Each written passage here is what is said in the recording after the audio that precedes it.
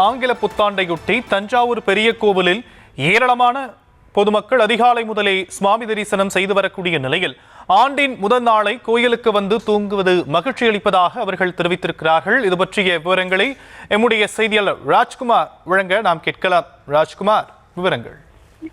வணக்கம் ஷாம். அதாவது தஞ்சை பெரிய கோயிலில் ஆங்கில புத்தாண்டை முன்னிட்டு புத்தாடை உடைத்து குடும்பத்துடன் நீண்ட வரிசையில் காத்திருந்து தஞ்சை பெரிய கோயிலில் பெரியுடையாரை ஏராளமானவர்கள் தற்போது தரிசனம் செய்து வருகின்றனர். 2026ஆம் ஆண்டின் முதல் நாளான இன்று வருடத்தின் பிறப்பை கோவிலில் இருந்து துவங்க வேண்டும் என்பதற்காக தஞ்சை பெரிய கோயிலில் ஏராளமானவர்கள் தற்போது குவிந்து வருகின்றனர்.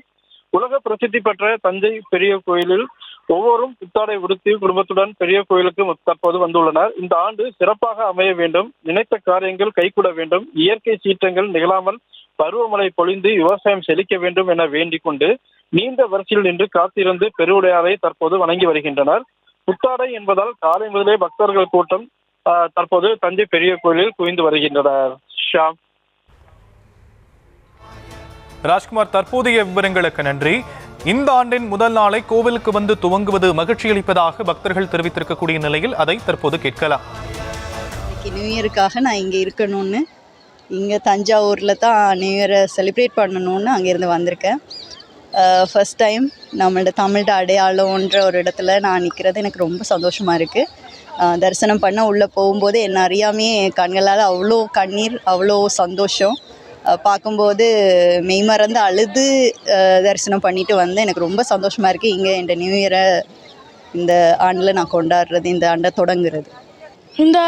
நான் இந்த கோவில் பற்றி நிறைய படிச்சிருக்கேன். ஐ டன் நான் ரிசர்ச்லாம் பண்ணியிருக்கேன். இந்த கோவிலோட பிரம்மாண்டமே, இந்த கோவிலில் இல்லாததே எதுவுமே இல்லை.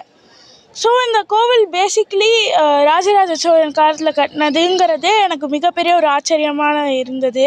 இது மிக பிரம்மாண்டமாக, இது காவேரி டெல்டா பக்கத்தில் இருக்கனாலே ஒரு நேச்சர் ஃபீலிங் வருது. அண்டு இதோட பெரிய கோவிலுங்கிறது கரெக்டான நேமாக தான் இருக்குது. இதுக்கு மிக பிரம்மாண்டமாக பெரியதாக இருக்குது.